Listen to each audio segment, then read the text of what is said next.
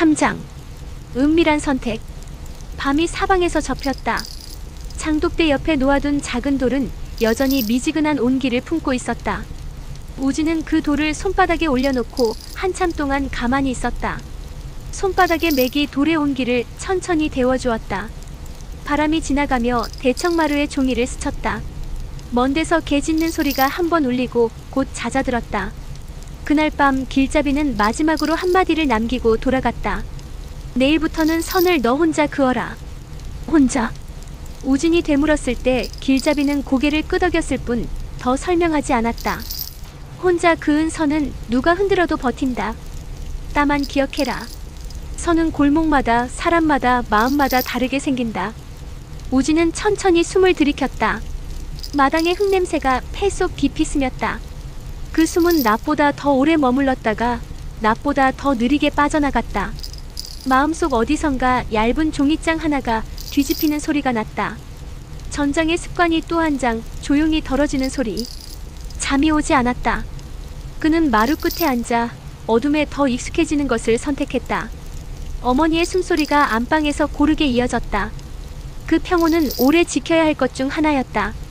손바닥에 돌을 다시 내려놓고 우진은 문득 깨달았다.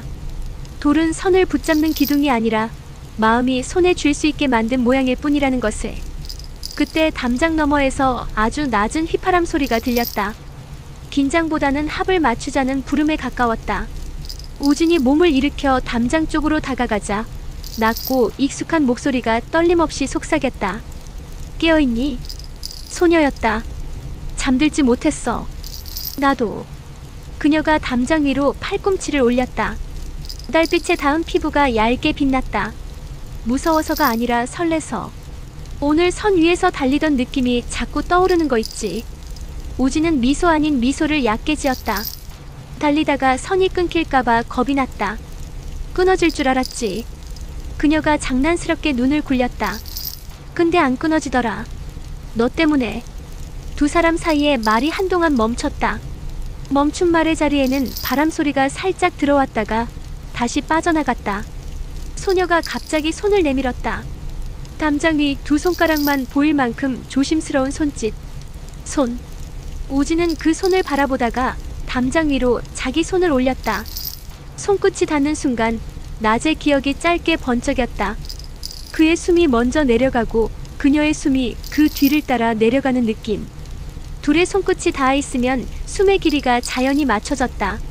내일 새벽엔 너 혼자 그린대. 그녀가 먼저 말을 꺼냈다. 길잡이 스승님이 그러셨어. 우진은 고개를 끄덕였다. 그래서 지금부터 그릴 생각이다.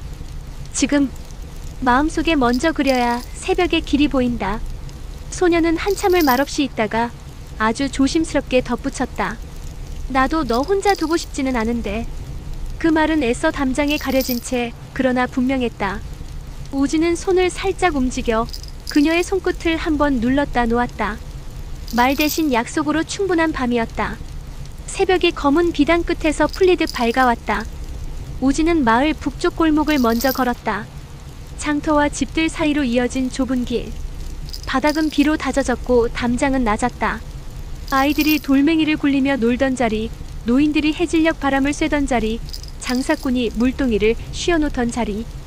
각 자리마다 다른 숨이 깃들어 있었다. 우진은 발을 천천히 옮기며 자리마다 선을 얇게 그었다. 눈에 보이지 않는 선. 그러나 발바닥이 기억하는 선. 두 번째로 그는 서쪽 물가로 갔다. 어제 셋이 함께 그었던 선이 물 위에 습관처럼 그대로 있었다. 오늘은 그 선을 조금 북쪽으로 옮겼다. 흐름이 달라졌기 때문이었다. 밤사이 바람이 북쪽에서 남쪽으로 바뀌었고 물길의 얌전함이 반의 반박자만큼 빠르게 떨렸다. 선은 바뀌는 것을 두려워하지 않아야 했다. 마지막으로 그는 남쪽 밭두렁을 따라 돌았다. 그곳에는 새로 들어온 수레의 바퀴 자국이 어제보다 더 깊어져 있었다. 누군가가 밤사이 한 번 더 다녀간 흔적. 모래가 아닌 잘게 간 돌가루가 군데군데 끼어 있었다. 햇빛이 들면 반짝일 고운 가루. 우진은 밭두렁 바로 옆 바람이 휘돌아드는 낙엽더미 앞에 가장 굵은 선을 그었다. 바람이 그 선을 건드리면 휘어졌다가 금세 원래의 모양으로 돌아왔다. 넘지 않는다. 그는 낮게 되뇌었다. 하지만 언제든 돌린다. 그가 선을 마치고 돌아서려는 순간 밭둑 위에 묵은 그림자 하나가 길게 드리워졌다. 어제 장터에서 우진의 잔을 밀던 그 사내였다. 그는 농부 차림으로 서 있었다. 허리에는 낫이 걸려 있었고 머리엔 헌 모자를 눌렀었다. 그러나 그는 농부처럼 보이지 않았다. 부지런하군. 사내가 말했다. 새벽마다 길을 닦는 젊은이는 보기 드물지. 우진은 사내를 똑바로 보지 않았다. 대신 바람을 보았다. 바람이 사내의 옷자락을 어느 결로 흔드는지, 발끝의 흙이 어느 쪽으로 살짝 무너지는지. 길을 닦는 건 누구나 한다. 우진이 대답했다. 누군가는 자기만의 길을, 누군가는 남이 지나갈 길을. 나는 오늘 남이 지나갈 길을 닦는 중이다. 사내의 인매가 가늘게 말렸다. 너의 길은 어디 있나? 내 길은 내가 지키는 길과 겹쳐 있을 때 가장 밝다. 우진이 그렇게 말하는 동안에도 그의 발끝은 조금씩 옆으로 움직여 밭두렁의 선 위에 섰다. 사내는 우진의 발을 한번 내려다보고 허리춤의 낫을 손으로 만지작거렸다. 낫은 곡식을 베는 데 쓰이지. 사내가 아무렇지 않게 말했다. 때로는 잡초를 베기도 하고. 잡초와 곡식의 차이는 보는 이의 배고픔이 정하지. 우진은 눈을 들었다. 배부르면 잡초도 두고 본다. 사내와 우진의 눈길이 처음으로 맞닿았다. 얇은 유리처럼 투명한 어조는 사라지고 두 눈맞춤 사이에 마른 들풀처럼 거친 숨이 스쳤다. 사내가 고개를 끄덕였다. 좋다. 오늘은 베지 않겠다.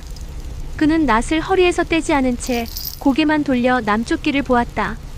대신 길을 내겠다. 남쪽 길에서 또 다른 무리의 발소리가 났다. 바람을 타고 모래가 살짝 흩어졌다. 우진은 발끝의 선을 더 단단히 밟았다. 사내는 낫을 건드리지 않은 채 허리춤에서 작은 주머니를 꺼냈다. 주머니 입구를 비틀자 얇고 투명한 가루가 한 줌 바닥으로 떨어졌다. 가루는 바람을 타고 퍼졌다. 눈으로 보기 어렵지만 숨으로는 느껴지는 얇은 감촉. 폐 속에서 먼지가 굴러다니는 듯한 꺼끌거림. 우진은 코끝을 닿지 않았다. 대신 숨의 방향을 바꾸었다. 코로 들어온 숨이 곧장 가슴으로 내려가지 않고 목구멍에서 잠시 맴돌다 바깥으로 빠져나갔다. 여는 숨과 닿는 숨을 절반으로 가른 호흡. 가루가 폐 깊숙이 내려가는 길을 스스로 닫아버리자 꺼끌거림은 목구멍 가장자리에서 힘을 잃고 흩어졌다. 사내가 미간을 좁혔다. 기묘하군. 그가 중얼거렸다. 숨을 두 줄로 쪼갰다. 우진은 대답하지 않았다. 그때 남쪽 길에서 나타난 무리 중 한 사람이 앞질러 달려와 우진 쪽으로 급히 손짓을 했다. 얼핏 보기에는 마을 청년 같았다. 그러나 발의 결이 달랐다. 구리야! 그가 외쳤다. 서쪽 창고에 불이 났어. 우진의 몸이 반사처럼 움직이려 했다. 그 순간 길잡이가 가르친 말이 등줄기를 쳤다. 넘지 않는다. 발끝의 선을 벗어나는 순간 남쪽 길의 빈 곳으로 뒤틀린 바람이 파고들 것이었다. 우진이 선을 떠나면 그 틈으로 누군가가 마을 안쪽으로 들어올 게 뻔했다. 우진은 반걸음만 옮기고 멈췄다. 얼마나 큰 불이냐? 그가 묻자 청년의 얼굴이 잠깐 어둡게 흔들렸다. 크다. 아주 크게 번졌어. 말은 컸지만 그의 목젖은 크게 움직이지 않았다. 급한 사람은 숨이 고르지 못하고 고르지 못한 숨은 목젖을 크게 흔든다. 그의 숨은 너무 매끈했다. 우진은 숨을 길게 들이쉬었다가 청년의 발끝을 보았다. 발목이 바깥으로 미세하게 꺾여 있었다. 달려온 사람의 발목이 아니라 오래 서 있던 사람의 발목이었다. 우진은 고개를 저었다. 창고 불 끄는 데는 물길을 바꿔야 한다. 너는 물길을 아느냐? 물길이 뭐야? 지금 시간이 없어. 청년의 목소리가 높아졌다. 그 소리는 사람을 불안하게 만들 만큼 잘 만들어진 떨림이었지만 실제 불꽃의 급박함이 스며 있지는 않았다. 사내가 그때서야 가볍게 웃었다. 눈치가 빠르군. 그는 주머니를 다시 묶어 허리에 메고 모자를 눌렀었다. 좋다. 오늘은 여기까지. 내가 선을 떠나지 않는지 보러 온 거였으니까. 그는 돌아서며 한마디를 남겼다. 불은 내일로 미룬다. 대신 사람의 마음에는 오늘 불을 지피고 가겠다. 사내와 청년이 멀어지자 밭두렁 옆에 개가 한 번 짖고 다시 엎드렸다. 바람이 바뀌었다. 우진은 발끝에서 선을 하나 더 그었다. 남쪽에서 북쪽으로 올라오는 길에 작은 고리를 만들었다. 누군가 다시 이 길을 타고 올라와도 고리를 지나며 한 번은 숨을 멈추게 하려는 고리였다. 그가 돌아서는데 골목 끝에서 소녀가 달려왔다. 얼굴에 땀이 가늘게 맺혀 있었고 손에는 젖은 수건 하나가 들려 있었다. 정말 불이야? 그녀의 첫말은 간단했다. 아니. 우진이 고개를 저었다. 오늘은 마음에만 불. 그럼 다행이다.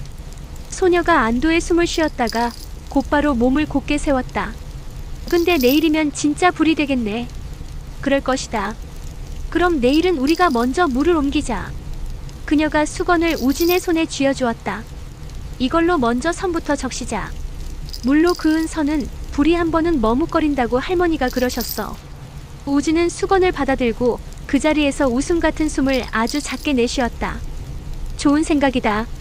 그는 수건을 물에 적셔 밭두렁의 선 위를 살짝 지나갔다. 물결이 흙 위에 얇은 윤을 남겼다. 그 윤은 햇빛을 받자 얇게 반짝였다. 오늘 밤은 나도 못 잘 것 같다. 소녀가 담장 쪽으로 돌아서며 말했다. 선이 마르지 않게 2시간마다 보러 올래. 2시간마다? 응. 그녀가 씩 웃었다. 번갈아가며. 그 말은 새벽 바람에 금세 섞여 사라졌지만 둘의 발끝에는 일정한 박자를 남겼다. 2시간마다 서로의 선을 확인하러 오는 약속. 누구의 선이든 마르면 함께 적시고 누구의 숨이든 짧아지면 함께 길게 끌어주기로 한 약속. 그날 밤 마을 뒷산 능선 위에 희미한 불빛이 떠올랐다 사라졌다. 누군가 신호를 주고받는 불빛. 길잡이는 집에 등불을 끄고 마당에 검은 종이를 깔아두었다. 달빛이 종이 위에서 멈추었다. 그는 우진을 불러 세웠다. 이제 선택할 때다. 무엇을? 숨을 어디에 쓸지. 길잡이의 눈빛이 깊었다. 넌 회귀의 숨을 가지고 있다. 너 혼자라면 이 마을은 더 빨리 지킬 수 있다. 그러나 내가 혼자의 숨으로 지키면 이 마을은 내가 사라진 뒤에 다시 무너진다. 그가 천천히 말을 이었다. 다른 길은 오래 걸린다. 선을 나눠 그리며 숨을 나눠 쓰는 길. 너는 덜 빠르고 덜 화려하고 덜 완벽할 것이다. 하지만 내가 없어도 선은 남는다. 우진은 대답을 서두르지 않았다. 담장 너머에서 바람이 한번 밀려왔다가 장독대에 부딪혀 살짝 방향을 바꿨다. 그 작은 변화가 유난히 크게 느껴졌다. 나는. 그가 숨을 내쉬었다. 오래 걸리는 길을 택하겠다. 길잡이의 눈빛이 아주 잠깐 부드러워졌다. 그럴 줄 알았다. 그가 고개를 끄덕였다. 그게 은밀한 선택이다. 아무도 박수치지 않고 아무도 알아주지 않지만 시간이 알아주는 선택. 길잡이는 허리에서 얇은 주머니를 하나 꺼내 우진에게 건넸다. 여기에 선을 적실 물을 담아라. 그냥 물이 아니라 오늘 내가 숨으로 길게 데운 물을. 그것을 내일 새벽에 선 위에 뿌려라. 물은 숨을 기억한다. 우진은 주머니를 받아들고 우물가로 걸었다. 물을 길어 한동안 두 손으로 감싼 채 서 있었다. 손바닥과 물 사이에서 얇은 온기가 오갔다. 물은 곧 식지만 숨은 물속에 길을 남긴다. 그가 주머니를 묶어오자 길잡이가 마지막으로 말했다. 명심해라. 내일은 불이 올 것이다. 불은 금방 꺼지지 않는다. 하지만 불은 길을 싫어한다. 누군가가 먼저 길을 내놓으면 불은 그 길을 피해간다. 새벽 종이 울리기도 전에 바람의 냄새가 달라졌다. 타는 냄새가 아니었다. 타기 직전 마른 풀과 기름이 엉키는 냄새. 우진은 주머니를 들고 남쪽 길로 달렸다. 소녀가 이미 나와 있었다. 그녀도 작은 주머니를 들고 있었다. 2시간마다 보자고 했지. 그녀가 숨을 고르며 웃었다. 나는 1시간마다 나왔어. 둘은 말을 줄였다. 선 위를 달리며 주머니에 물을 뿌렸다. 물은 선을 따라 얇게 번졌다. 바람이 선의 윤을 핥고 지나가며 반짝임을 남겼다.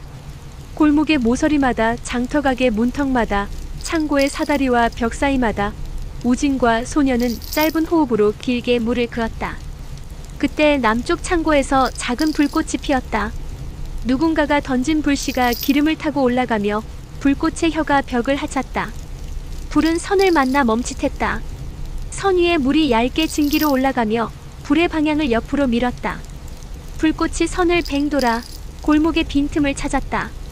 그 빈틈에도 누군가의 숨이 적셔놓은 물길이 있었다. 불은 방향을 다시 바꾸었다. 세 번째로 향한 곳은 마을 가장자리의 낡은 울타리. 그곳의 선은 가장 얇았다. 우진과 소녀가 동시에 달려갔다. 주머니에 물을 마지막 한 방울까지 눌러짰다. 물길이 울타리 밑을 적셨다. 불꽃이 마지막으로 혀를 내밀고 결국 수그러들었다. 잿빛 연기가 하늘로 얇게 올라갔다. 사람들이 차례로 뛰쳐나왔다. 물동이를 이고 젖은 헝겊을 들고 아이들은 종을 치고 노인들은 뒤에서 길을 열었다.